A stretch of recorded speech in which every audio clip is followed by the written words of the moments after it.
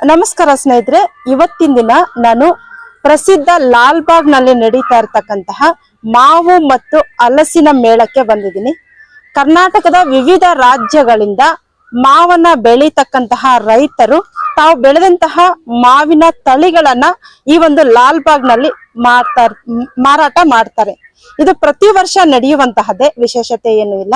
ಆದ್ರೆ ಈ ದಿನ ಒಂದು ಮಾವಿನ ಮೇಳ ಏನ್ ನಡೀತಾ ಇದೆ, ಈ ಮಾವಿನ ಮೇಳದಲ್ಲಿ ಸುಮಾರು 74 ವಿವಿಧ ತಳಿಗಳನ್ನ ಮಾವಿನ ತಳಿಗಳನ್ನ ಇಲ್ಲಿ ಮಾರಾಟ ಮಾಡ್ತಾ ಇದ್ದಾರೆ. ಈ ಒಂದು ಮಾವಿನ ಸಂಭ್ರಮವನ್ನ ಆಚರಣೆ ಮಾಡ್ತಾ ಇದ್ದಾರೆ. ನಮ್ಗೆಲ್ಲ ಗೊತ್ತು, ಈ ಒಂದು ಮಾವಿನ ಸೀಸನ್ ಏನ್ ಬರುತ್ತೆ, ಈ ಸೀಸನ್ ಅಲ್ಲಿ ಮಾತ್ರನೇ ನಮ್ಗೆ ಮಾವಿನ ಹಣ್ಣು ಸಿಗುವಂತಹದ್ದು. ಆ ಸಂಭ್ರಮ ಲಾಲ್ಬಾಗ್ ನಲ್ಲಿ ಮನೆ ಮಾಡಿದೆ.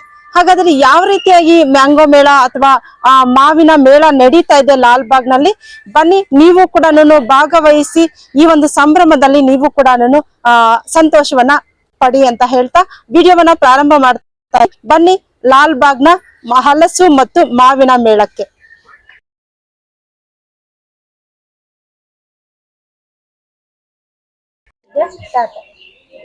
ಸ್ನೇಹಿತರೆ, ಇವತ್ತಿನ ಲಾಲ್ಬಾಗ್ ನಲ್ಲಿ ಕರ್ನಾಟಕದ ಪ್ರಸಿದ್ಧ ಲಾಲ್ಬಾಗ್ ಮಾವು ಮತ್ತು ಹಲಸಿನ ಮೇಳ ನಡೀತದೆ. 2026 ಜೂನ್ 4ರಿಂದ ಜೂನ್ 30ರವರೆಗೂ 27 ದಿನಗಳ ಕಾಲ ಈ ಒಂದು ಮ್ಯಾಂಗೋ ಉತ್ಸವ, ಮ್ಯಾಂಗೋ ಮೇಳ ಲಾಲ್ಬಾಗ್ ನಲ್ಲಿ ನಡೆಯುತ್ತೆ.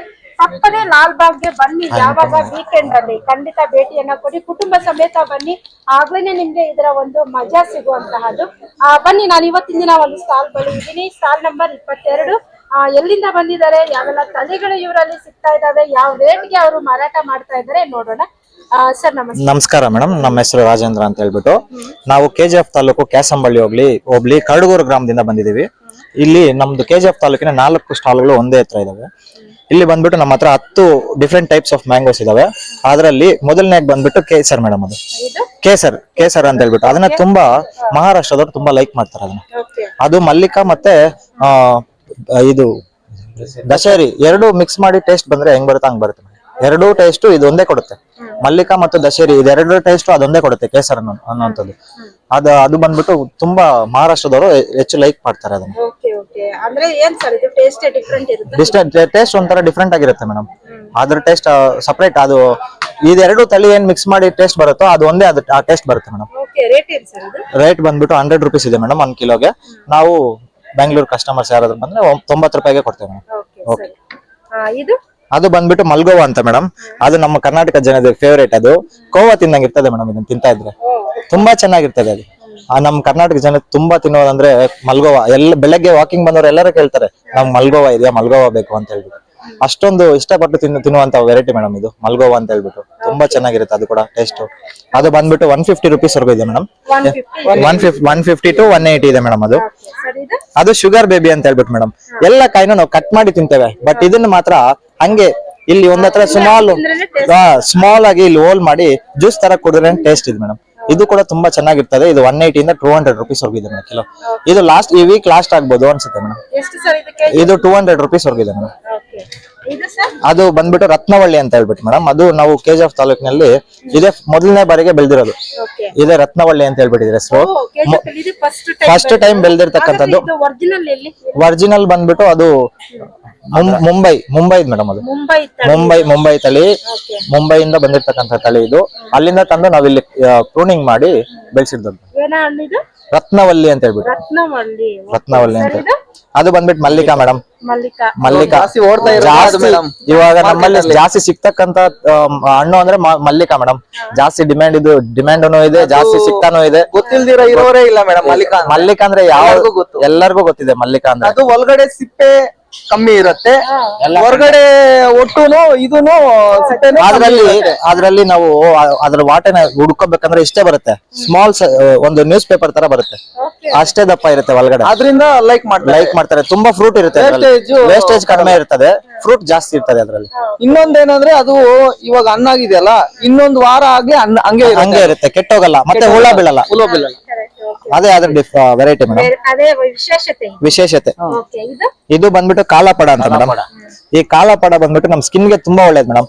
ಇದನ್ನ ಫ್ರೂಟ್ ಬರೀ ತಿನ್ನಕ್ ಮಾತ್ರ ಅಲ್ಲ, ಇದನ್ನ ಒಳಗಡೆ ಬೀಜ ಇದೆಯಲ್ಲ ಅದನ್ನ ಬಿಸಿಲಿಗೆ ಒಣಗಿಸಿ ಪೌಡರ್ ಮಾಡಿ ನಮ್ ಚರ್ಮಕ್ಕೆ ಹಚ್ಕೊಂಡ್ರೆ ಗ್ಲೋ ಬರುತ್ತೆ. ಓಕೆ ಅಷ್ಟು ಯೂಸ್ ಇದೆ ಇದರಲ್ಲಿ ಕಾಲಪಡ.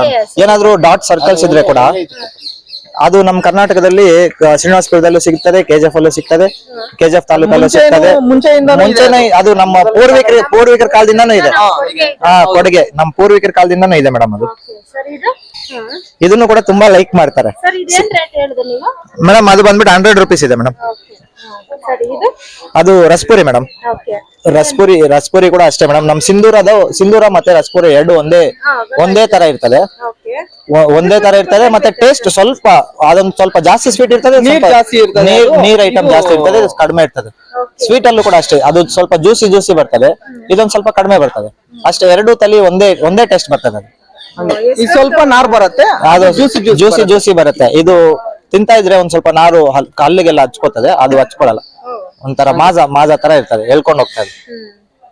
Very nice information you have sir. ತುಂಬಾ ಚೆನ್ನಾಗಿ ತಿಳ್ಕೊಂಡಿದ್ದೀರಾ. ಇದು ಬಂದ್ಬಿಟ್ಟು ಬೇನಿಶಾ ಅಂತ ಮೇಡಮ್. ಇದು ಕಾಯಿ, ಇದು ಹಣ್ಣು. ಹೌದು. ಇದೇನ್ ರೇಟ್ ಇದೆ ಮೇಡಮ್? ಅದು ಬಂದ್ಬಿಟ್ಟು 100 ರೂಪೀಸ್ ಇದೆ ಕಿಲೋ. 100 ರೂಪೀಸ್ ಇದೆ. ಇದ್ರ ವೆರೈಟಿ ಏನಂದ್ರೆ ಇದು ರಾಜಮಂಡ್ರಿಯಿಂದ ತಂದಿರೋದು ಮೇಡಮ್. ರಾಜಮಂಡ್ರಿಯಿಂದ ತಳಿ ತಂದು ಆಂಧ್ರ ಪ್ರದೇಶದಿಂದ ತಂದು, ಆಂಧ್ರದಲ್ಲಿ ಹೆಚ್ಚು ಬೆಳಿತಾರೆ ಇದನ್ನ ಫಸ್ಟ್ ಅಲ್ಲೇ ಬೆಳೆದಿರ್ತಕ್ಕಂಥ ತಳಿ, ಆಂಧ್ರದಲ್ಲಿ ಬೆಳೆದಿರ್ತಕ್ಕಂಥದ್ದು. ಇವಾಗ ನೋಡಿದ್ರೆ ನಮ್ ಕರ್ನಾಟಕದಲ್ಲಿ ಕೂಡ ಎಲ್ಲಾ ಕಡೆ, ಶ್ರೀನಿವಾಸಪುರ ಆಗ್ಲಿ, ಕೆಜಿಎಫ್ ತಾಲೂಕು ಆಗ್ಲಿ, ದೊಡ್ಡಬಳ್ಳಾಪುರ ಆಗ್ಲಿ, ಎಲ್ಲ ಕಡೆ ಬೆಳಿತಾರೆ ಮೇಡಮ್ ಇದನ್ನ. ಬಟ್ ಇದ್ರ ವಿಶೇಷತೆ ಏನಂದ್ರೆ ಇದನ್ನ ಕಾಯಿ ಕೂಡ ತಿನ್ಬೋದು, ಕಾಯಿ ತಿನ್ಬೋದು, ಹಣ್ಣು ತಿನ್ಬೋದು. ಕೊಬ್ಬರಿ ತರ ಇರ್ತದೆ ಇದು. ನಾವು ಕೋಕೋನಟ್ ತಿಂದ್ರೆ ಹೆಂಗಿರ್ತದೋ ಅದೇ ತರ ಇರ್ತದೆ ಇದು, ಸೇಮ್. ಎಷ್ಟೊಂದು ಮಾವಿನ ಬಗ್ಗೆ ಹೌದು ಮೇಡಮ್. ತೋತಾಪುರಿ ಮೇಡಮ್. ಇದು ಬಂದ್ಬಿಟ್ಟು ತೋತಾಪುರಿಯಲ್ಲಿ ಕಲರ್ ವೆರೈಟಿ. ಇದರಲ್ಲಿ ಚಿತ್ರಾನ್ನ ಮಾಡ್ಬೋದು, ಹಂಗೆ ಕೂಡ ತಿನ್ಬೋದು. ಮತ್ತೆ ಇದು ಜ್ಯೂಸ್ ವೆರೈಟಿ ಅಲ್ಲ, ಇದು ತಿಂತಕ್ಕಂಥದ್ದು. ನಾವು ಜ್ಯೂಸ್ ವೆರೈಟಿ ಅಂದ್ರೆ ಕಂಪ್ಲೀಟ್ ಗ್ರೀನ್ ಇರ್ತದೆ. ಕಂಪ್ಲೀಟ್ ಗ್ರೀನ್ ಇರೋದನ್ನ ಜ್ಯೂಸ್ಗೆ ಬಳಸ್ತೇವೆ, ಇದನ್ನ ತಿನ್ಲಿಕ್ಕೆ ಚಿತ್ರಾನ್ನ ಮಾಡ್ಲಿಕ್ಕೆ ಚೆನ್ನಾಗಿರ್ತದೆ. ಇದು ಉಪ್ಪು ಖಾರ ಇಲ್ಲದೆ ತಿಂದ್ರು ಕೂಡ ಶುಗರ್ ಇದ್ದಂಗೆ ಇರ್ತದೆ. ಈ ತರ ಕಲರ್ ಇರೋದು. ಕಲರ್ ಇಲ್ಲ ಅಂದ್ರೆ ಮಾತ್ರ ಸ್ವಲ್ಪ ಹುಳಿ ಬರ್ತದೆ, ಕಲರ್ ಇರೋದು ಹುಳಿ ಬರಲ್ಲ. ಅದು ಇದರ ವಿಶೇಷತೆ ಮೇಡಮ್. ಸರ್ ಒಟ್ಟು ಎಷ್ಟು ತಳಿ ತೋರಿಸಿದ್ರಿ ನಮ್ಗೆ? ನಿಮಗೆ 1 2 3 4 5 6 7 8 9 10 11 ವೆರೈಟಿ ಇದೆ ಮೇಡಮ್. ಮಾವಿನ ಒಂದು ತಳಿಗಳನ್ನ ನಮ್ಗೆ ತೋರಿಸಿದ್ದಾರೆ ಸ್ಟಾಲ್ ನಂಬರ್ 22ರಲ್ಲಿ.